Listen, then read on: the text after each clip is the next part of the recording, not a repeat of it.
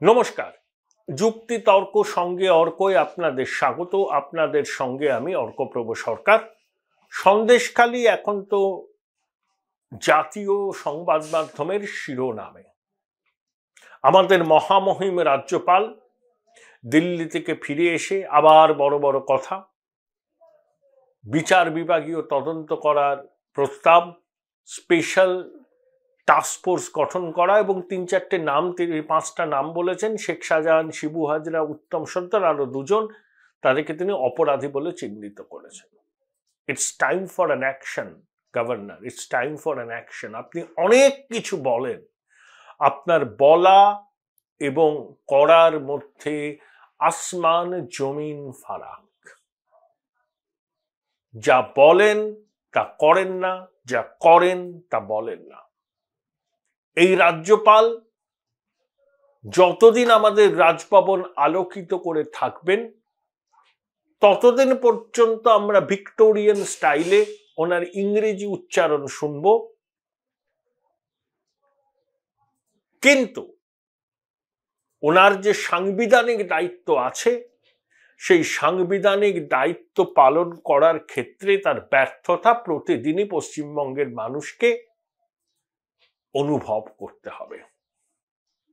তাই যত তাড়াতাড়ি সম্ভব এই মহামহিম ব্যক্তিত্বটিকে পশ্চিমবঙ্গের রাজভবন থেকে সরানো হয়, তত বাংলার মঙ্গল।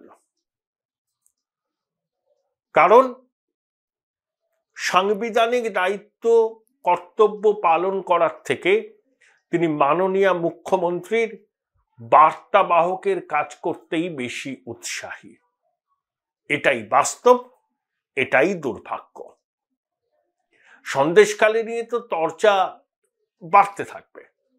সুকান্ত বাবু আহত হয়েছেন, কালকে আমরা দেখেছি টিভিতে। পুলিশের গাড়ির বনেটে তিনি উঠে বক্তৃতা দিচ্ছিলেন, তার মধ্যে বিশৃঙ্খলা, পড়ে যান, বেসরকারি হসপিটালে চিকিৎসাধীন। তবে বিপদমুক্ত বলেই আমি জানি। আসলে দেরিতে ঘুম ভেঙেছে শাসক দলের। যে শিবু হাজরা নাকি পুলিশ ধরতে পারছে না, সে সংবাদ মাধ্যমের সামনে রীতিমতো ইন্টারভিউ দিয়ে বলছে যে সে নির্দোষ, সে সততার মূর্ত প্রতীক, সে ধোয়া তুলসী পাতা। নারায়ণ গোস্বামী সর্বোচ্চ প্রভাবশালীর নির্দেশে এখন ড্যামেজ কন্ট্রোল করার চেষ্টা করছেন, পাট্টা ফাট্টা নিয়ে কথা বলছেন। তিনি নাকি নিজের খরচে বঞ্চিতদের নিয়ে এসে কথা শুনবেন। ঘুমোচ্ছিলেন এতদিন। আর সিপিএম বিজেপি চক্রান্ত যারা বলছেন, হ্যাঁ, ওখানে সিপিএম বিজেপি বিরোধী রাজনীতি করেছে, এটা নিয়ে তো সন্দেহ নেই। কিন্তু যে মাতৃশক্তি পরিষ্কারভাবে জানাচ্ছেন তাদের উপর যে অত্যাচার হয়েছে, তাদের যে মান সম্মান নিয়ে টানাটানি হয়েছে, তা সেগুলোকে শাসক দলের কর্ণকুহরে প্রবেশ করছে না। নারায়ণ গোস্বামী বলছেন এদেরকে তো আদিবাসী জনজাতি বলে মনে হয় না গায়ের রং টং দেখে। এত অসংবেদনশীল কথাবার্তা একজন, তিনি আবার বিধায়ক, বলতে পারেন, ভাবা যায় না। অখিলগিরি বলেছিলেন না দ্রৌপদী মুর্মু মাননীয় রাষ্ট্রপতিকে নিয়ে, সেই ধারাটা চলছে, কখনো অখিলগিরি, কখনো নারায়ণ গোস্বামী। বৃহস্পতিবার বিধানসভায় মাননীয় মুখ্যমন্ত্রী কিছু হয়তো বলতে পারেন, কিন্তু ওই যেদিন আরামবাগে গেলেন সেদিন বললেন যাদের বিরুদ্ধে অভিযোগ ছিল তাদের বিরুদ্ধে ব্যবস্থা নেওয়া হয়েছে, যারা অশান্তি করেছে তাদের বিরুদ্ধেও ব্যবস্থা নেওয়া হয়েছে। সব থেকে বেশি তো অভিযোগ শিবু হাজরা, শেখ শাহজাহানের বিরুদ্ধে। আপনার প্রিয় মহানির্দেশক পুলিশের, তার স্বগতোক্তির পরেও 40 দিন অতিক্রান্ত হলো, এখনো শেখ শাহজাহান অধরা। এরপরে প্রশাসনের উপর সাধারণ মানুষের ভরসা থাকতে পারে? শিবু হাজরাকে পুলিশ খুঁজে পাচ্ছে না, কিন্তু শিবু হাজরা ক্যামেরার সামনে বাণী বিতরণ করছেন। দুর্ভাগ্য বাংলার, দুর্ভাগ্য সন্দেশখালীর মানুষের। তারা কি ন্যায় পাবেন না? তারা কি বিচার পাবেন না? আমরা আশা করব যে একটা কঠোর কোনো পদক্ষেপ নেওয়া হবে কেন্দ্রীয় সরকারের পক্ষ থেকে। দেখা যাক। তবে রাজ্যপালের রিপোর্ট আর রাজ্যপালের বক্তব্য ওরকম উনি অনেক বলেন, টাইম ফর অ্যান অ্যাকশন বলেন, কিন্তু কোনো অ্যাকশন হয় না। কেন হয় না, তিনি আদৌ বলেন কিনা, কারণ পুরোটাই is shrouded in mystery। এই রাজ্যপাল যত তাড়াতাড়ি পশ্চিমবঙ্গের রাজভবন থেকে বিদেয় হবেন, তাহলেই বঙ্গবাসীর মঙ্গল সাধিত হবে। প্রকৃত সাংবিধানিক অভিভাবককে দরকার পশ্চিমবঙ্গের রাজভবনে। একটি চমৎকার খবর দেখলাম দি ওয়ার্ল্ড বলে একটি পোর্টালে। অজন্তা বিশ্বাস, প্রয়াত সিপিআইএম এর রাজ্য সম্পাদক অনিল বিশ্বাসের কন্যা। আপনাদের মনে আছে 2021 সালের এপ্রিলে জাগো বাংলায় একটি উত্তর সম্পাদকীয় নিবন্ধে নারী শক্তি সম্পর্কে লিখতে প্রবন্ধে তিনি মমতা বন্দ্যোপাধ্যায়ের ভূয়সী প্রশংসা করেছেন।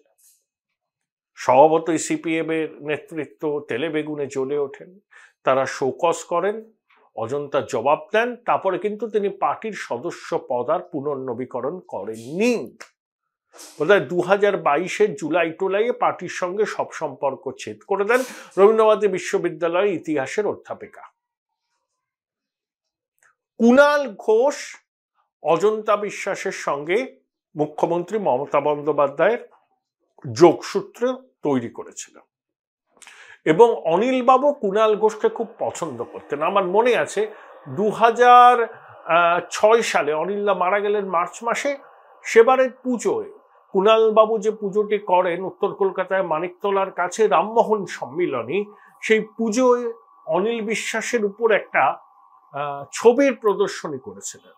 সেই ছবির প্রদর্শনীর উদ্বোধন করেছিলেন তখনকার এই বামফ্রন্টের রাজ্য সম্পাদক, এই সিপিএম এর রাজ্য সম্পাদক প্রাক্তন Biman Basu. Join Indian Institute of Hotel Management now. Right choice, right decision. তাই অজন্তা বিশ্বাসের সঙ্গে কুণাল বাবুর দীর্ঘদিনের যোগাযোগ আছে এবং কুণাল বাবুই মমতা বন্দ্যোপাধ্যায় এবং অজন্তা বিশ্বাসের মধ্যে একটা যোগসূত্র তৈরি করে দিয়েছে। শোনা যায় নিয়মিত মমতা বন্দ্যোপাধ্যায় অজন্তা বিশ্বাসের খোঁজ খবর রাখেন এবং অনুষ্ঠান, শারদীয় অনুষ্ঠান মুখ্যমন্ত্রী উপহার পাঠান। এখন দেখুন, রানাঘাটে আসনটার কথা বলা হচ্ছে, ওখানে তো আনন্দমোহন বিশ্বাস সাংসদ ছিলেন, তার ছেলে আবির বিশ্বাস এবার বিধায়ক ছিলেন আর 12 বছর রাজ্যসভার সদস্য ছিলেন, কিন্তু ওই মূক ও বধির ক্লাবের সদস্য, তিনি আর নমিনেশন পাননি। ওখানে জগন্নাথ সরকার জিতেছিলেন। ওই পত্রিকাটির দাবি যে অনিল বাবু আসলে করিমপুরের মানুষ, তো কৃষ্ণনগরে, যে ওখানকার মানুষের মধ্যে অনিল বিশ্বাসের আবেগ এখনো আছে, তাই অনিল বিশ্বাসের মেয়েকে ওখানে প্রার্থী করলে রানাঘাটে বিজেপিকে চাপে রাখা যাবে। সবই এখন আলাপ আলোচনা চিন্তা ভাবনা স্তরে আছে, কিন্তু এটুকু বলা যায় যে এই রকম একটা আলোচনা কিন্তু হচ্ছে। সেই আলোচনাটা যে একেবারেই ভিত্তিহীন তা নয়। অজন্তা বিশ্বাস শেষ পর্যন্ত প্রার্থী হবেন কিনা, তৃণমূল তাকে আদৌ রানাঘাটের জন্য বিবেচনা করবে কিনা, সে তো পরের কথা, কিন্তু এখনো তৃণমূলের প্রার্থী তালিকা চূড়ান্ত হয়নি। অনেকে অনেক রকম জল্পনা কল্পনা করতে পারেন, এ হবে এ হবেন না, এখনো কিন্তু কিছু হয়নি। বিজেপিরও হয়নি। বিজেপি এক একটা কেন্দ্রে 3-4টে নাম নিয়ে আলাপ আলোচনা করছে। সেই রকমই এটা আলাপ আলোচনার মধ্যে থেকে অজন্তা বিশ্বাসের নামটা উঠে এসছে। যদি এটা সত্যি হয়, যদি মমতা বন্দ্যোপাধ্যায়, অভিষেক বন্দ্যোপাধ্যায় অজন্তাকে প্রার্থী হতে অনুরোধ করেন এবং অজন্তা যদি রাজি হন, এটা বামপন্থীদের কাছে চরম বিড়ম্বনার বিষয় হবে। অনিল বিশ্বাস বামপন্থী মহলে অত্যন্ত একজন সম্মান পাওয়া মানুষ। অনেকে বলেন যে অনিলদার অকাল প্রয়াণের পরেই সিপিএম এর এই পতনের শুরু। এই ছোটখাটো মানুষটি আমার সঙ্গে অত্যন্ত ঘনিষ্ঠ সম্পর্ক ছিল, সর্বক্ষণ কাজের মধ্যে থাকতেন।